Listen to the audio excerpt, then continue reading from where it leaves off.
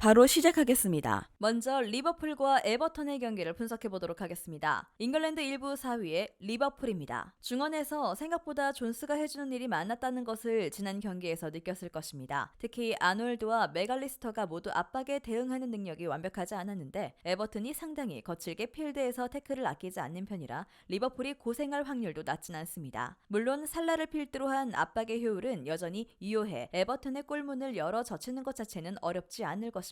결정자는 티아고, 각포, 바세티치, 존스, 로버트슨 선수가 결정할 것으로 보입니다. 잉글랜드 1부 16위의 에버튼입니다. 매우 저돌적으로 수비하는 스타일로 리버풀의 전개를 어느 정도 방해할 수 있다는 점은 부정하지 않겠습니다. 게다가 세트피스까지 쥐어짜내서 최대한 가까운 곳에서 나오는 슈팅을 늘리고 있다는 점도 장점인데요. 다만 압박을 가했을 때 소유권을 가져오는 빈도가 많지는 않아 결국 주도권을 상대에게 내줄 것이라는 예상은 충분히 가능할 것입니다. 애초에 리버풀이 세트피스에서 수비가 약한 팀도 아닙니다. 결정자는 알리, 콜먼, 고메스, 게이의 선수가 결정할 것으로 보입니다. 리버풀이 고생이야 좀 할 수 있어도 압박의 강도를 바탕으로 승리를 가져올 가능성이 높다는 점은 부정하기 어려울 것입니다.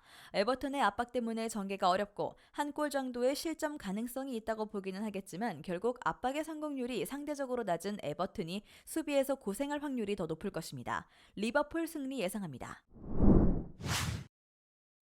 다음은 소시에다드와 마요르카의 경기를 분석해 보도록 하겠습니다. 스페인 1부 6위의 소시에다드입니다. 소시에다드의 관건은 수비력보다는 상대의 5백을 어떻게 뚫어낼 수 있느냐가 될 것인데 다만 올 시즌에도 5백을 사용하는 셀타비고를 상대로 홈에서 1대1로 무승부를 기록한 만큼 큰 기대를 걸기에는 어려운 것이 사실입니다. 실제로 마요르카를 상대로 지난 3번의 대결에서 멀티 득점을 기록한 적은 없었습니다. 나름 동적으로 움직이는 팀들을 상대로는 공간을 확보하면서 전개가 괜찮긴 한데 마요르카가 이런 운영을 할 이유가 하나도 없다는 것이 문제입니다. 결정자는 메르켈란츠, 티어니 선수가 결정할 것으로 보입니다. 스페인 1부 15위의 마요르카입니다. 중원에서 공을 굴려줄 수 있는 다르데르가 없는 상황이라 득점력을 기대하긴 어려울 것입니다. 그나마 5백의 극단적인 수비적인 전형으로 소시에다드의 공격 퍼포먼스를 줄이는 것은 가능할 것인데요. 다만 소시에다드의 공격을 한번 허용한 순간에는 무리퀴의 롱볼만 의존하는 공격의 빈약함 때문에 패배하는 패턴이 심해 마요르카가 기적을 만들기에는 아무래도 확률이 적습니다. 결정자는 라일로, 마페오, 다르데르 선수가 결정할 것으로 보입니다. 소시에다드가 여전히 라인을 극단적으로 내리고 버티는 팀을 상대로는 공격이 부진한 모습을 보이고 있습니다. 당장 마요르카를 상대로도 고전은 제법하는 모습인데 소시에다드가 한 골을 넣으면 그대로 승리를 가져갈 가능성이 높긴 하지만 다득점으로 마요르카를 제압할 확률은 높지 않다고 봅니다. 2.5 언더를 1순위로 선택할 것입니다. 다음은 헬라스 베로나와 나폴리의 경기를 분석해 보도록 하겠습니다. 이탈리아 1부 16위의 베로나입니다. 베로나가 생각보다는 할만한 경기가 될 수도 있습니다. 일단 공격력은 여전히 별로라고 봐야 하지만 생각보다 버티는 능력이 뛰어나고 나폴리에는 박스 안에서 존재감을 보일 수 있는 주포의 이탈 소식이 있습니다. 최근 전적만 봐도 3무 2패를 기록하는 등 전력 차이를 감안하면 베로나가 아주 처참하게 당하진 않았다는 점을 주목해 볼 필요도 있을 것입니다. 결정자는 브라프, 도이그, 카발, 다비도비츠, 히엔 선수가 결정할 것으로 보입니다. 이탈리아 1부 5위의 나폴리입니다. 올 시즌 루디 가르시아 감독의 거취는 위험한 상황입니다. 실제로 성사되진 않았지만 보드진이 콘테 감독에게 접촉했다는 소식도 있을 정도입니다. 빠르게 분위기를 잡아야 하는데 오시멘이 부상으로 이탈했다는 비보가 들려왔습니다. 수비에서도 생각보다 김민재의 공백을 느끼면서 상대의 박스안 진입과 슈팅 허용을 전력에 비해서는 많이 기록하고 있습니다. 결정자는 골리니, 라흐마니, 제수스, 안귀사, 오시멘 선수가 결정할 것으로 보입니다. 나폴리가 베로나를 무시할 만한 상황인지는 모르겠습니다. 일단 오시멘의 부상이라는 비보가 있는 상황이고 베로나가 생각보다는 나폴리를 상대로 전력 차이를 감안하면 괜찮은 전적을 보유하고 있습니다. 득점력에서 베로나가 매우 부족한 편이라서 베로나의 이변을 기대하긴 어려우나 2.5 언더 양상으로 간다면 무승부까지는 과감하게 노려볼 수도 있겠습니다.